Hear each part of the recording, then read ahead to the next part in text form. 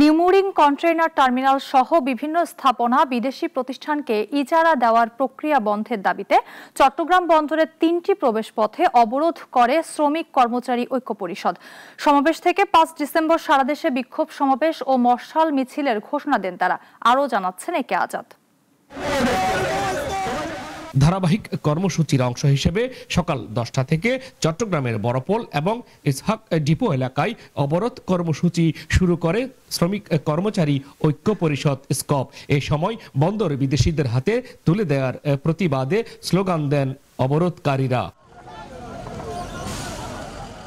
বন্দরের লালদিয়া টার্মিনাল ও পানগাঁও টার্মিনাল বিদেশি কোম্পানির কাছে ইজারা দেওয়া এবং নিউমোরিং কন্টেইনার টার্মিনাল ইজারার পরিকল্পনা বাতিলের দাবি তাদের।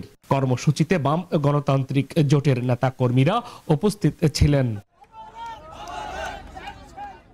ঘোষণা অনুযায়ী দুপুর 1টা পর্যন্ত কর্মসূচি পালন করার কথা থাকলেও বেলা 11টার দিকে কর্মসূচি শেষ করেন সংগঠনটি।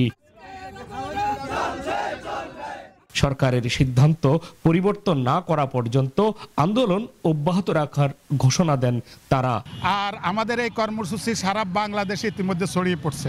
আমাদের আগামী দিনের কর্মসূচি হলো কেন্দ্রীয় স্কোপ সারা বাংলাদেশে আগামী 5 তারিখে বিক্ষোভ সমাবেশ এবং মশাল মিছিলের কর্মসূচি ঘোষণা করেছে। আমাদের দাবি হচ্ছে আমরা বিদেশিদেরকে এটা দিব না। এটা আপনারা জানেন, হয়তো একটা হাইকোর্টের একটা রিট শুনে হয়েছে এবং এটার আগামী 4 তারিখে এটার একটা রায় আছে। আমরা যতক্ষণ পর্যন্ত ওই জায়গার থেকে বর্তমান সরকার সরে না আসে ততক্ষণ পর্যন্ত আমাদের আন্দোলন বলবৎ থাকবে। বিদেশিদের হাতে গেলেই এখানে আবার কন্ট্রাক্টরি পথে চলে আসবে, আমরা কর্মহারা হব।